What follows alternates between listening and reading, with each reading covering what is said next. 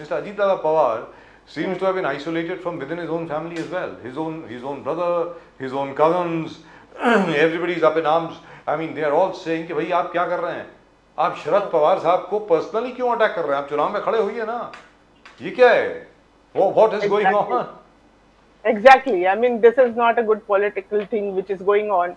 I mean, हमने भी उनके भाषण सुने. उस भाषण में कितने सारी चीजें अननेसेसरली बोली जाती है. जो है अपना वैचारिक तौर पे आप उसका फाइट कर लीजिए. और इतना सारा बोल के, जैसे उन्होंने भी बीच में बोला कि पवार साहब ऑल्सो मीटिंग में आए थे अमित शाह जी के पास कि उन्होंने भी बोला था कि उन्होंने भी इच्छा दिखाई थी कि बीजेपी में जाने की, बीजेपी को ज्वाइन करने की. बाद में उन्होंने चेंज किया. ये सब गलत बातें मतलब बोली जा रही है.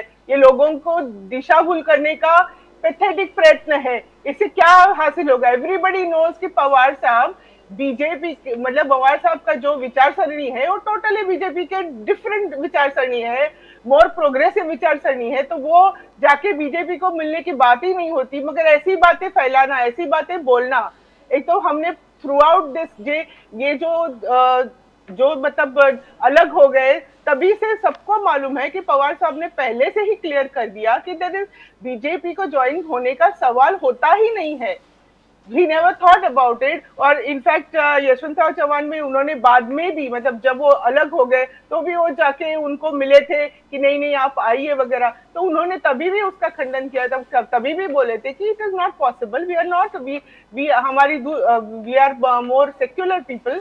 तो इतना सब होते हुए भी ये भाषण में बोलना, बताना कि नहीं पहले ऐसे सोचा था, पहले ऐसी बातें हो रही थी, ये सब गलत बातें हैं. This is, people also know now that this is a very sad try for them to float, you know.